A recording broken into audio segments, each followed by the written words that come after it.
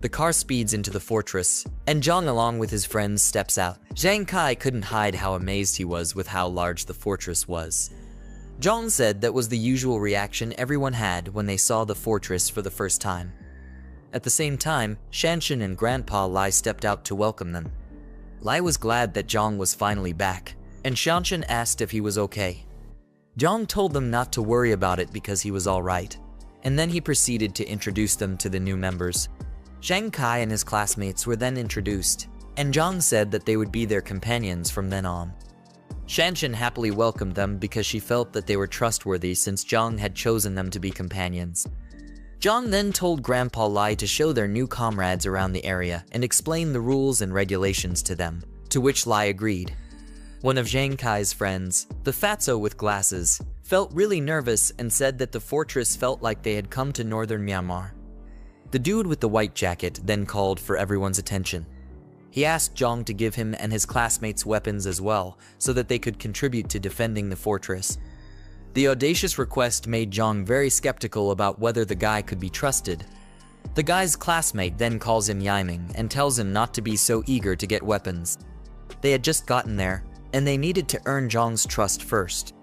Zhang then told them not to be worried because they would get weapons within a few days. Noticing that Chong was still unconscious, Zhang said that they should have him checked in the medical room first since his injuries were still severe. Zhang Kai and his brothers went inside the building and proceeded to freshen up themselves.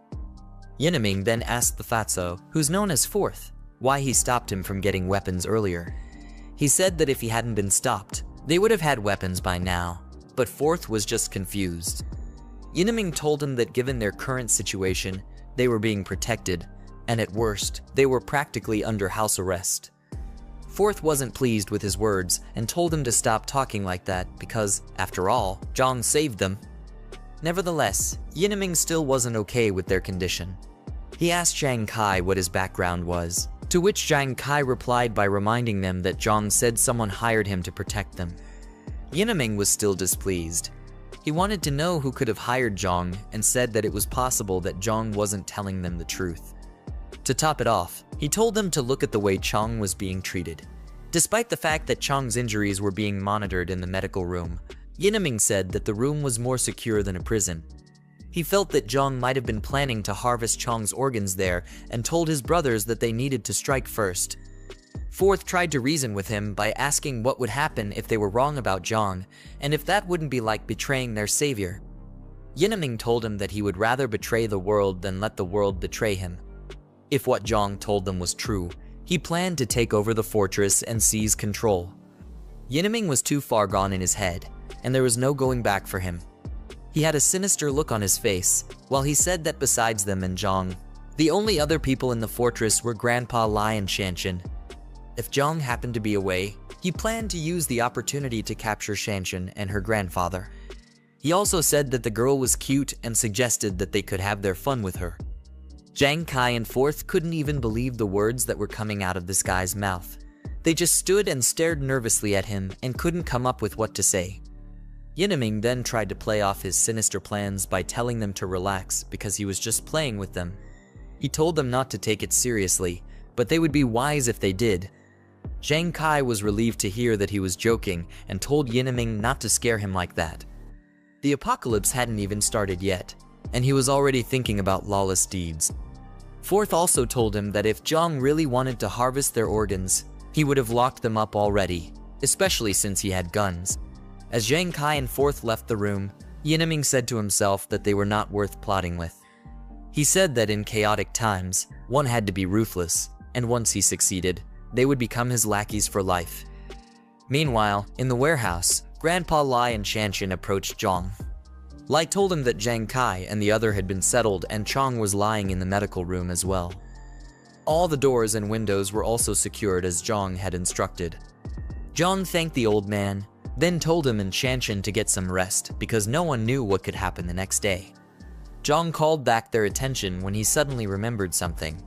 Aside from Chong, he told them to keep an eye on the other remaining classmates of Zhang Kai because he felt there was a traitor among them. Shanshan and her granddad looked very worried as they heard that there was a possibility of a traitor close to them. Later that night, Zhang returned to the warehouse and began looking through the system's item shop.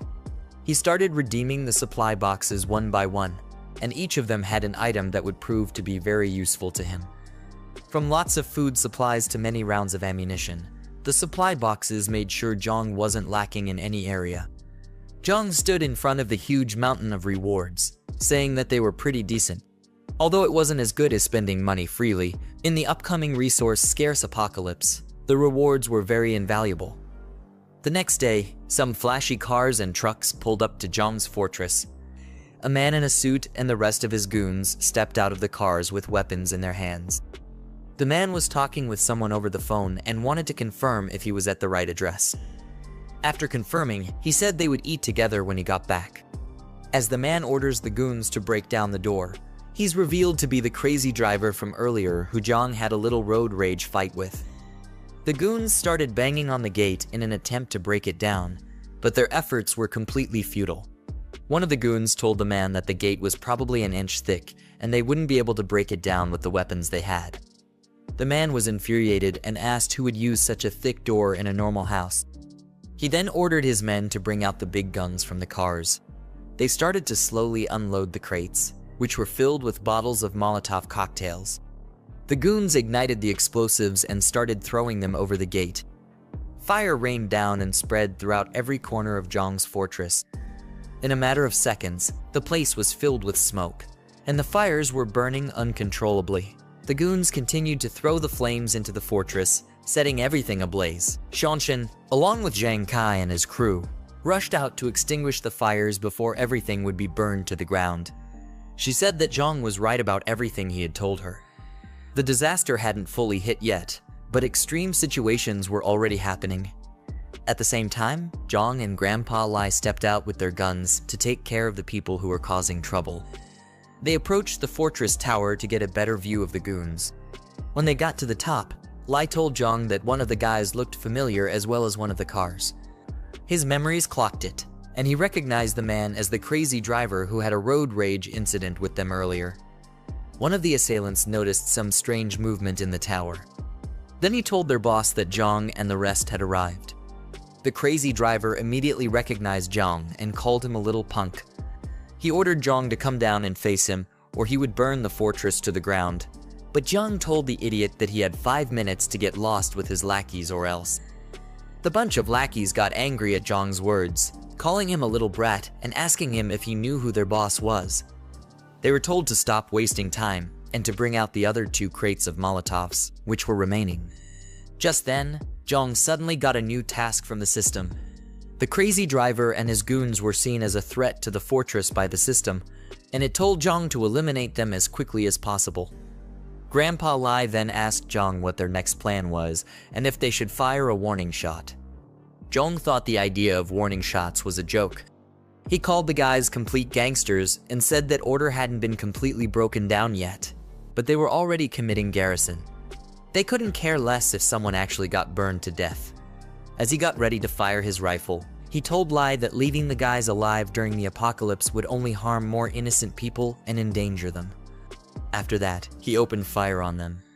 Before the gangster boss knew what was happening, his arm was shot off cleanly. He then screamed out in pain and held the wound down. Zhang, on the other hand, was upset that he missed his shot, saying that he had gotten rusty after living a peaceful life for so long. Meanwhile, the goons noticed that Zhang's forces had a lot of guns, and they all decided to retreat.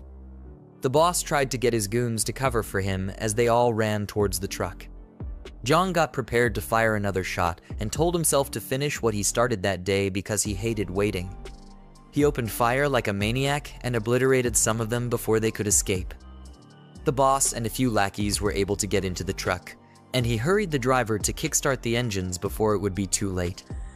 Lai was worried that the rest were trying to escape by car, but Zhang told the old man not to worry because that was why he picked the automatic rifle. Zhang reloaded his gun and rained bullets on the jeep that was about to escape. Lai looked at Zhang as he fired the bullets and couldn't believe how proficient the boy was. The way Zhang hip fired and reloaded so smoothly was way better than how he was when he served. This made him wonder about who exactly Zhang was.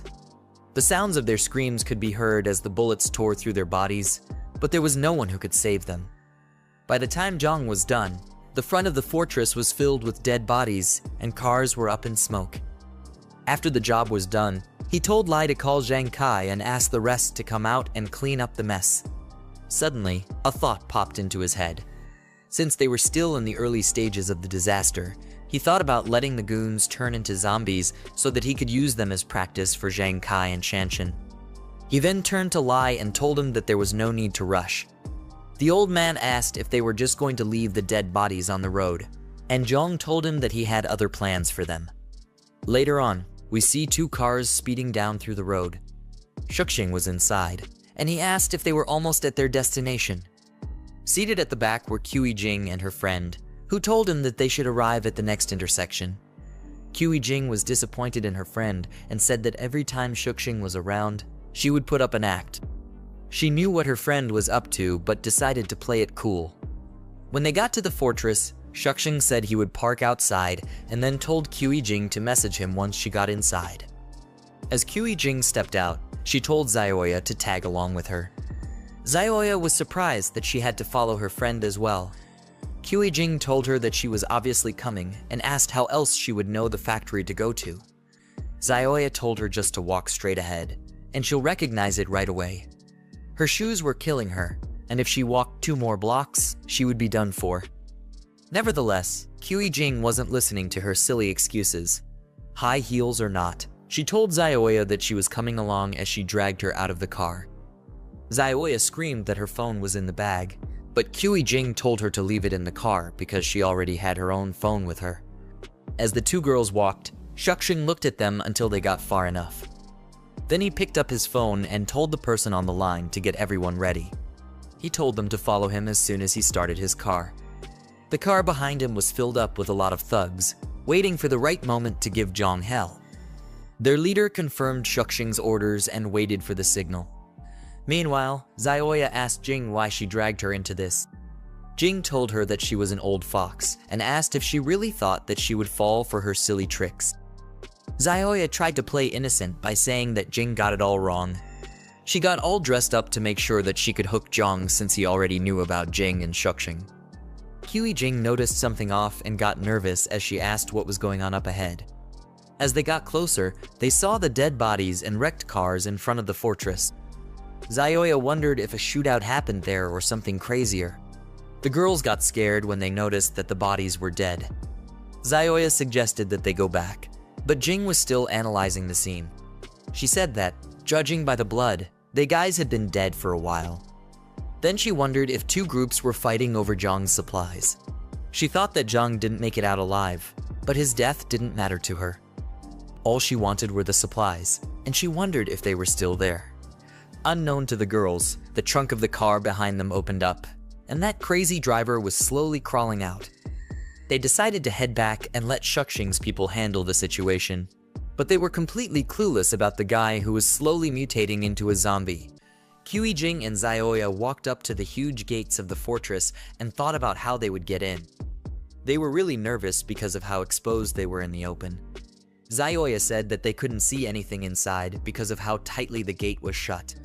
Seeing how reinforced and tight the security was, Qi Jing wondered if Zhang was okay. While they were still fiddling with the gate, a voice called out to them, and they panicked. Looking up, they saw Shanshan with her crossbow, and she asked them who they were and how they knew about the fortress. Zioya said that they were friends with Zhang, and Qi Jing told her that she was Zhang's girlfriend. Quite the audacious statement. Shanshan didn't trust the 2 girls, so she called out to Zhang and told him that there were 2 witches outside his gate. She also told him that one of them claimed to be his girlfriend, which she highly doubted. Qi Jing was pissed off and felt that Zhang suddenly changed his attitude because he found a new girlfriend, whom she thought was Shanshan. Zioya told her to calm down and not to show any displeasure because they still had important matters to handle. She asked if Lai Shuxing would be able to handle the ambush, considering that Shanshan had a crossbow in her hands. Qi Jing told her friend that Lai Shuxing would be able to handle it because he brought a few pistols. She was confident that he would be able to take down Zhang once the gates were open. but her expression showed that she was very angry that Zhang had another girl that he was taking care of. Zhang finally came out and questioned the girls from the top of the tower. He called them by their names and asked what they were doing at his fortress. He was obviously disgusted at their presence. Zhang quickly activated the Eye of Insight ability to check if they were really friends or foes. Zioya said that they were friends and asked if it was a bad thing to come check up on him. She tried her best to play the role of an innocent girl, saying that things were very chaotic at the time and they were worried about him. Zioya then asked Zhang if he didn't care about them anymore. Despite her attempts to act friendly, Zhang's ability already showed him that they were definitely planning to harm him. Without a moment's hesitation, he called their bluff and laughed at the idea of them being worried about him. He already suspected that Lai Shuxing was probably nearby already, and he asked the girls how many people he brought and what weapons they had. Zioya and Qi Jing were completely speechless. They couldn't even defend themselves, and they wondered how he already knew about their plans. Before the girls could think up the words to say, Zhang fired at them with his gun, and he made it obvious that he fired a warning shot. They thought he had gone completely insane for actually shooting at them. The two girls couldn't fathom why Zhang had become so hostile towards them. Zioya tried to get Qi Jing to speak calmly because Zhang was still the one pointing a gun at them. Qi Jing, being an idiot, asked what there was to be afraid of. She wanted to know if Zhang would actually shoot her dead. Zhang laughed at them and said that it would be too easy to shoot them dead.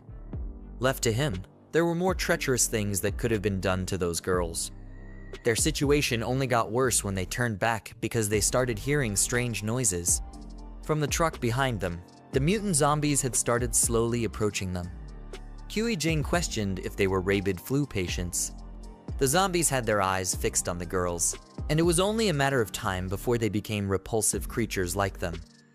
Zioya wondered if the rabid flu was able to bring dead people back to life. Zhang looked at the horrible situation they were in and said that he would let the girls die at the hands of the zombies. The mindless zombies roared furiously and rushed towards the poor girls. As they dove to tackle Zioya and Qi Jing, the girls were able to escape and started running for their lives.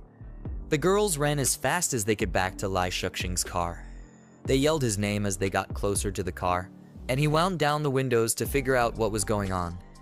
Tears and sweat dripped down from their faces as the zombies got closer to them. Qi Jing yelled for Lai Shuxing to come to save her, but it was looking like it was the end of the road for them. They weren't expecting the tables to turn on them so drastically. Lai Shuxing panicked as he saw how terrible the situation was. He asked how it was possible for the rabid flu patients to have been outside the fortress at that moment. He spoke to his goons over the walkie-talkie and yelled to them that she turn around as quickly as possible. He needed to move quickly before the infection would get into his body and mutate him into one of them. The cars quickly swerved around and fled the scene. Qi Jing cursed out Lai Shuxing for abandoning her and Zioya to the treacherous claws of the monsters. The distance between the girls and the vehicles was far greater than the distance between them and the zombies. There was no hope for them, and the situation called for desperate measures to be taken. Just when it looked like the curtains had closed on them, Qi Jing said that she didn't want to die as she raised her handbag. She tossed it towards Zioya's legs, and the poor girl's legs got entangled in the handle. You really can't trust anyone during an apocalypse. Zioya lost her balance and fell face flat on the ground. She screamed out in pain as her face hit the cold, rough road. That was how Zioya's life flashed before her eyes. She became an easy target for the vile creatures, and they quickly piled on her before she could get up. Her eyes were filled with fear, and her heart beat so fast that it could have probably broken through her rib cage at that moment. She told the zombies to wait, but she forgot that she wasn't talking to people who could be reasoned with. Her blood was spilled, and sounds of bones being crunched could be heard as the zombies feasted on her. Her vision quickly turned red, and all she saw were mindless creatures eating her up like a McDonald's Happy Meal. In her last moments of consciousness, she looked toward Qi Jing with boiling rage and rained curses on the girl for setting her up like that. She called Qi Jing all kinds of names, but it did little to help her already sealed fate. Choking on her blood, Zioya swore that Qi Jing would never die a good death. No matter how long it would take, the crazy witch would definitely get what she deserved. Qi Jing chose to ignore all the words hurled at her as she fled the scene. You could see the cold sweat dripping from her face and the deranged look she had. Qi Jing told herself that Zioya deserved every single thing that was happening to her at that moment. She kept repeating the words to herself in order to feel better about the atrocity she had just committed. Meanwhile, Zhang and Shanshan watched the gory scene from the top of their tower. While Zhang was unfazed by what he was looking at, Shanshan was deeply disturbed, and she couldn't believe her eyes. The system then awarded Zhang 10 points for taking care of the threats that befell his fortress. With that done, it quickly gave him a new task, which was to clear the area of the infected monsters who were lurking around his base. Shanshan then turned her attention to Zhang and was shocked that all those people had mutated into zombies just like that. The thought of it caused her mind to become very troubled, and she wondered what the future would look like if this was just the beginning of the apocalypse. Zhang remained very calm and told her that the apocalypse had officially begun, with a large amount of alien infection sources in the air. The dead who were exposed outside would quickly mutate into zombies, but it didn't just stop there. Anyone who was injured and those with weak constitutions among the living were also at a high risk of getting infected. Shanshan found it hard to grasp all the information Zhang was giving her, but she eventually understood that things were like that for them. After that, Zhang told her to call everyone together for a meeting. She looked at him and was baffled at how someone could remain so calm in such trying times. Moments later, everyone in the fortress gathered in a room. Shanshan locked the door, while others sat down and waited for what Zhang had to say. Yinming, who was obviously still very hostile, refused to sit and decided to stand while the meeting went on. Zhang then told them that they had to remain indoors for the next 2 days, except it was absolutely necessary for them to step out. He said that they had to keep the doors and windows tightly shut in order to let their bodies gradually adapt to the infection source. From his words, it seems the body is able to fight it when it's introduced slowly as opposed to when the virus takes the body by full force. Anyway, Zhang said that it would greatly reduce the risk of them getting mutated if they adhered strictly to the rules he stated. Zhang Kai, on the other hand, was very worried about his friend, Chong. From the expression on his face, it didn't look like Chong's condition was getting any better. Later that night, in the infirmary, we see Chong lying on the bed, and he looks to be in a lot of pain. Part of his face and body were slowly turning purple. This was a sign that the mutation was slowly taking over his body, and if push came to shove, they might have to send the poor guy to his maker. It had spread all the way to his arms, and the veins were really bulging out. Cold sweat ran down his forehead as he gritted his teeth and tried to fight the pain, but only time would be able to tell what fate had in store for him. A chaotic scene in front of a tall skyscraper with dark smoke swirling around its facade. People in business attire are seen panicking and running away from the building, suggesting an emergency or disaster situation, as one man shouts in distress while others flee towards a yellow taxi. Shang's a worried expression looking out of a window, shouting, "It's complete chaos out there." He's observing a tumultuous or dangerous situation unfolding outside. In a tense moment, Shangs urgently tells a woman and child, "We have to go to the warehouse tonight and bring back the remaining supplies," he instructs. "Zio Lai, you and Shuai stay at home. No matter what, don't open the door for anyone except me, understand?" This suggests an urgent and possibly dangerous situation, emphasizing the need for caution and safety. Shang's looking determined and tense, is preparing to leave while the woman holds the child protectively. Shen posture and expression convey urgency. Suddenly, someone knocking on the door. Shang's face displaying a serious and tense expression as he looks towards the door. A tense moment where Shang's, with a serious expression and a finger raised to his lips, signals for silence.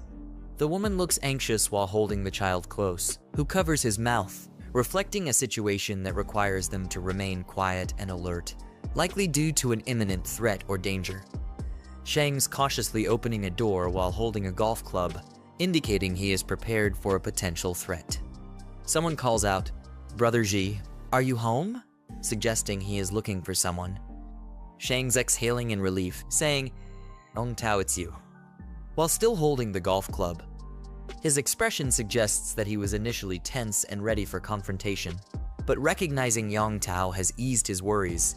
indicating he found the person he was searching for and no immediate danger is present. Shang's hand, gripping a door handle, opened the door. Suddenly, Shang's is being kicked in the chest, causing him to fall backward with a pained expression.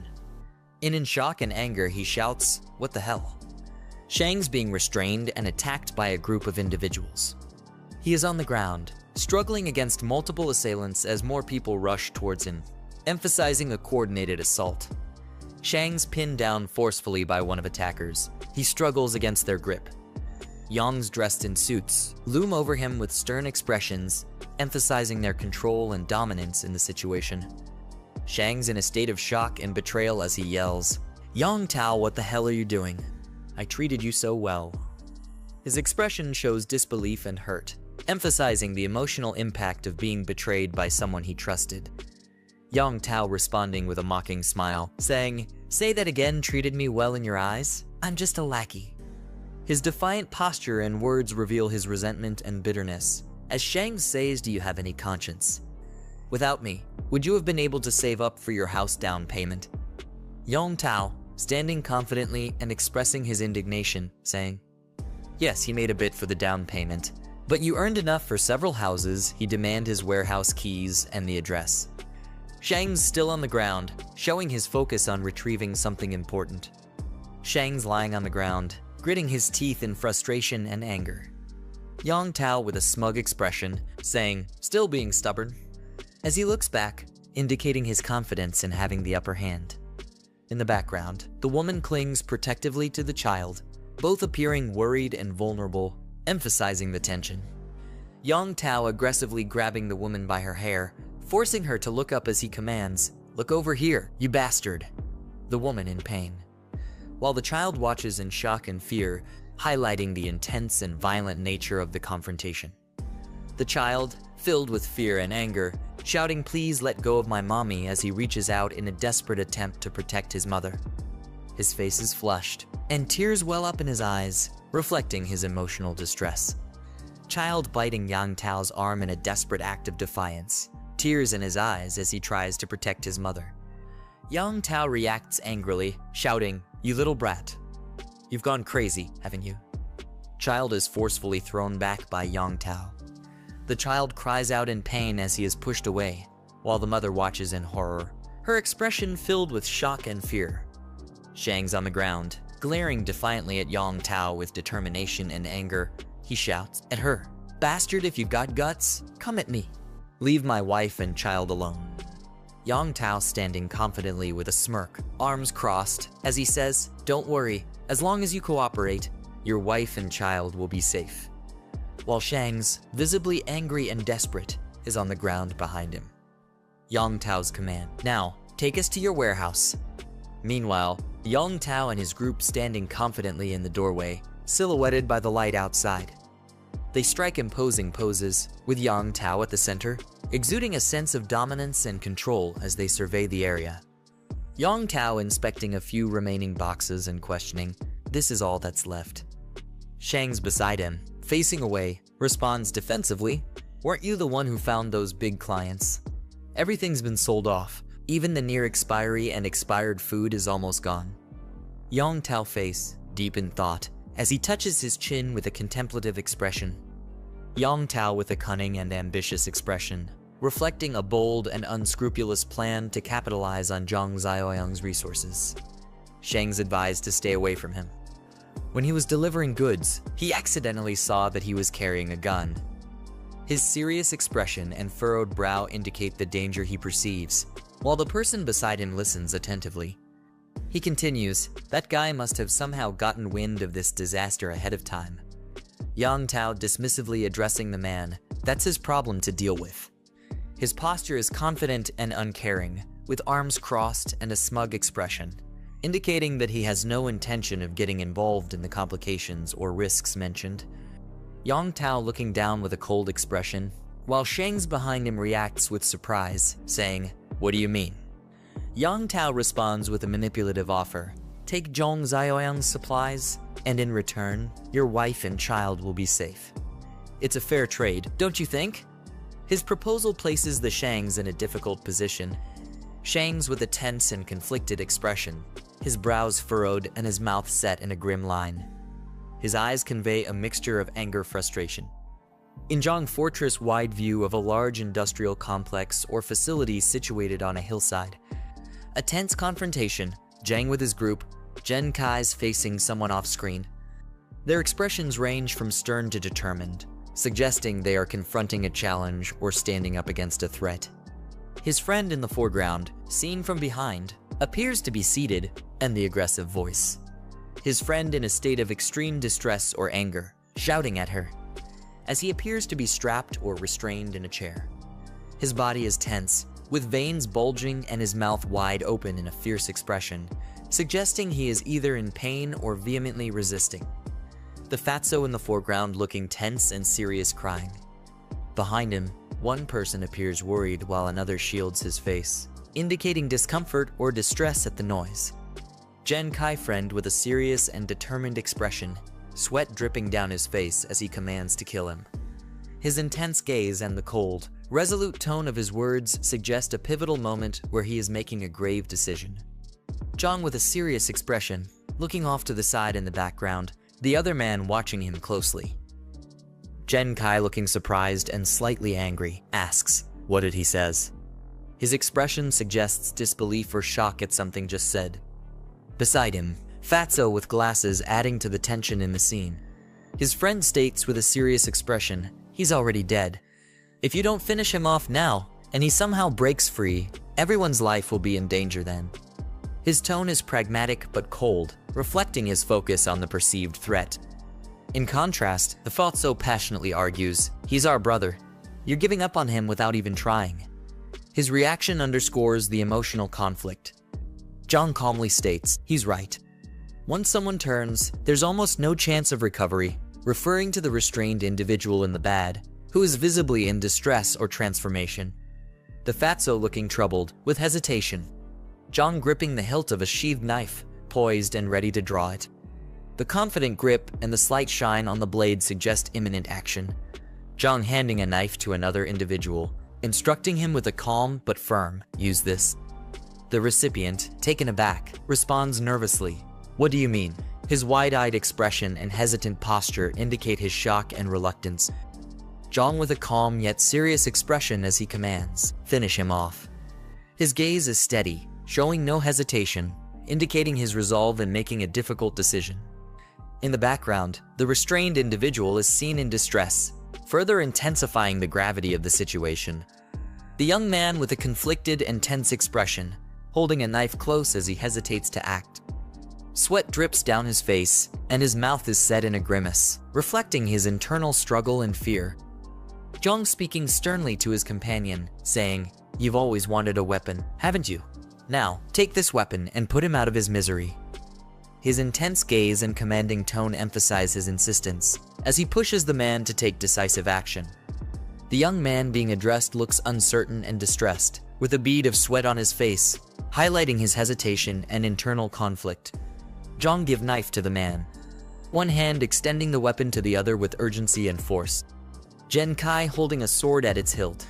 Zhen Kai looks serious and determined, while the others, on either side, appear conflicted and anxious.